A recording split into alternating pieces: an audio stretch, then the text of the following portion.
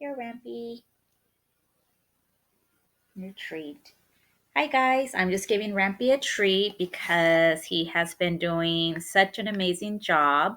He did great for chapter 1, and now he's hanging out with me for chapter 2. So, right now, he's just enjoying his treat. I just want to let you know, thank you so much for joining us on another video with Reading with Queen Bee. I'm super excited to share with you chapter 2 of the story Because of Winn-Dixie.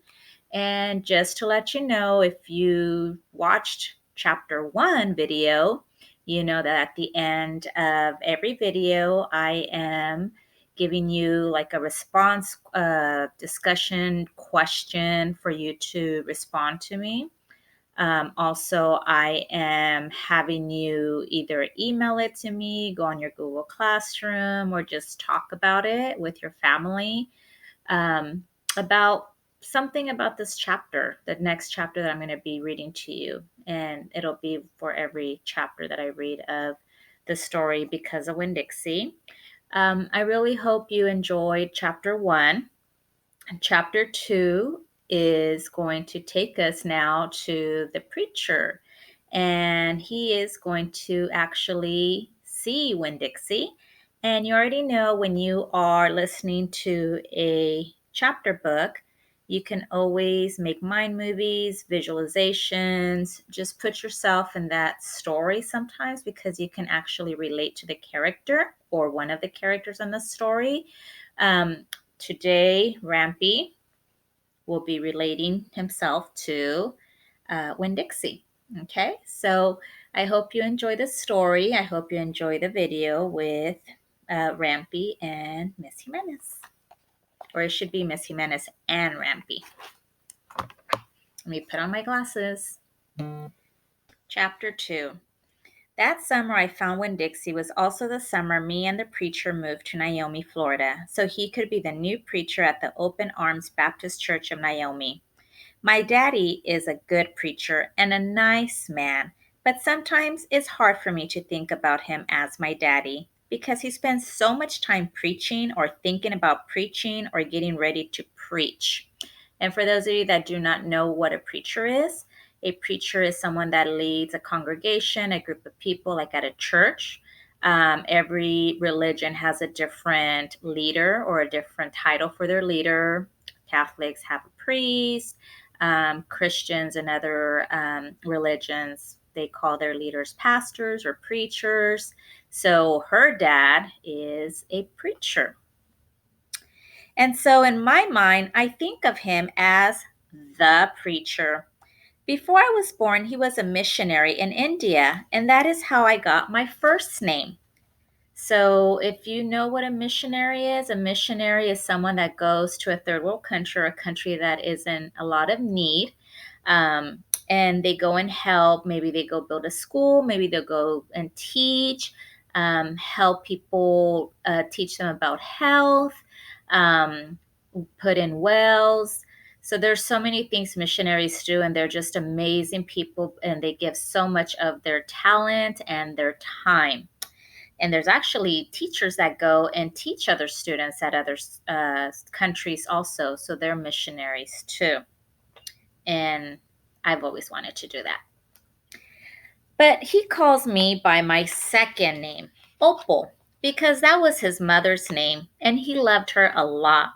Anyway, while me and Winn-Dixie walked home, I told him how I got my name, and I told him how I had just moved to Naomi. And those of you that are dog owners, you do this a lot.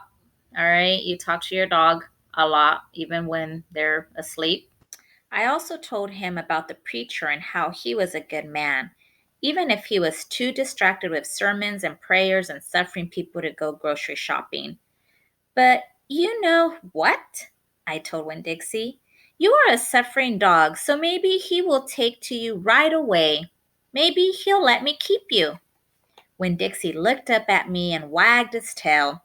He was kind of limping, like something was wrong with one of his legs. And I have to admit, he stunk bad. He was an ugly dog, but already I loved him with all my heart. And you already know, like I told you the other day, Rampy has not gone to the groomers and he does have a little stench.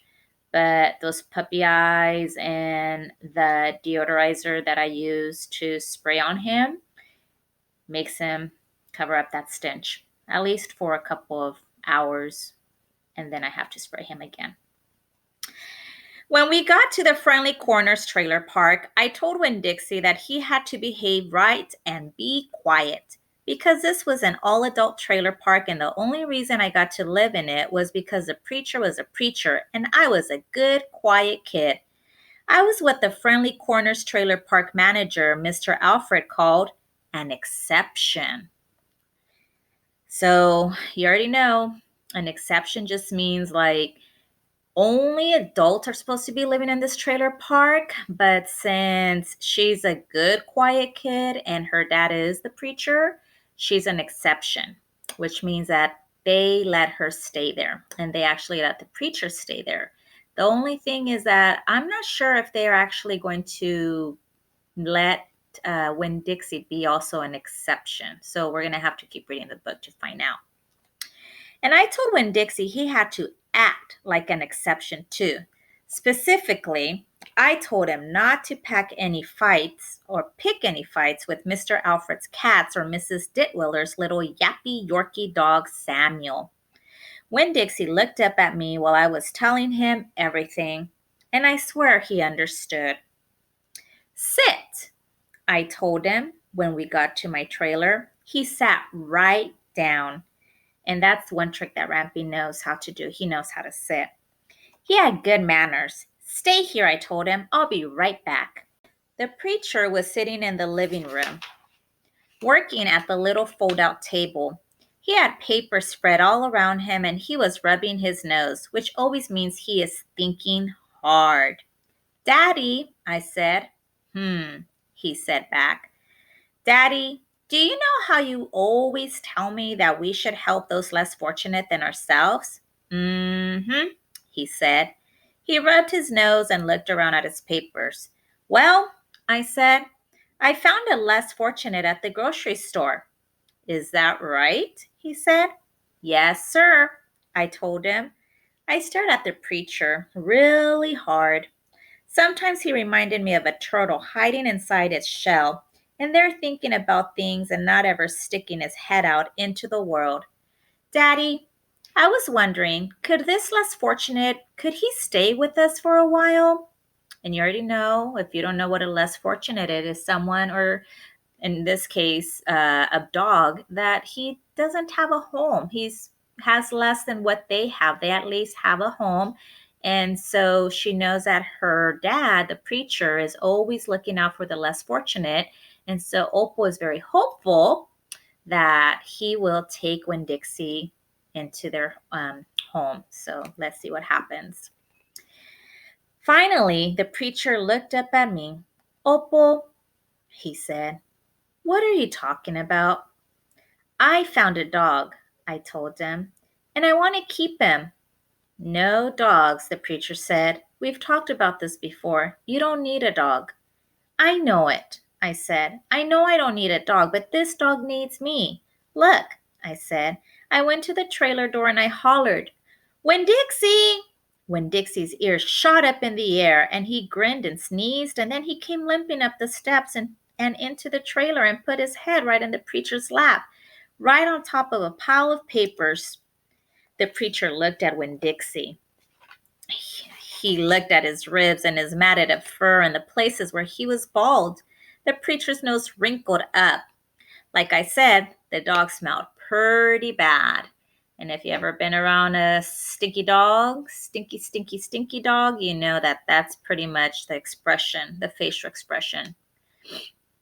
When Dixie looked up at the preacher, he pulled back his lips and showed the preacher all of his crooked yellow teeth and wagged his tail and knocked some of the preacher's papers off the table. Then he sneezed and some more papers fluttered to the floor. And if you've ever seen papers falling, you can visualize these. He had them all on his table and all of a sudden here comes Winn-Dixie, sneezes on the table and all the papers are fluttering down. They're falling down. What did you call this dog? The preacher asked. Winn-Dixie, I whispered. I was afraid to say anything too loud. I can see that Winn-Dixie was having a good effect on the preacher. He was making him poke his head out of his shell. Well, said the preacher, he's a stray if I've ever seen one. He put down his pencil and scratched Winn-Dixie behind the ears, just like this. You like that, Rampy? And a less fortunate one, too. That's for sure. Are you looking for a home? The preacher asked, real soft to Winn-Dixie. Winn-Dixie wagged his tail. Well, the preacher said, I guess you found one. Oh, so that's the end of chapter 2. So you can see that Opal convinced the preacher in taking in Winn-Dixie.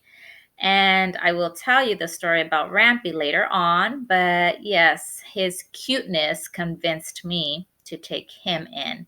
And that is the question for today for your journal reflection or a discussion question for your family. Why do you think the preacher accepted this less fortunate dog, which is Winn-Dixie? How did Opal convince her dad? And Rampy, you already know you convinced me with your cute face. Eskimo kisses. Okay. Well, thank you again for joining us on another video for chapter 2 of Because of Winn-Dixie by Kate DiCamillo. And please remember, keep tuning on to our channel, or my channel, but now it's our channel with Rampy, to keep listening to the chapters of Because of Winn-Dixie. And you already know, if you want to keep buzzing about books, keep reading with Queen Bee. Bye.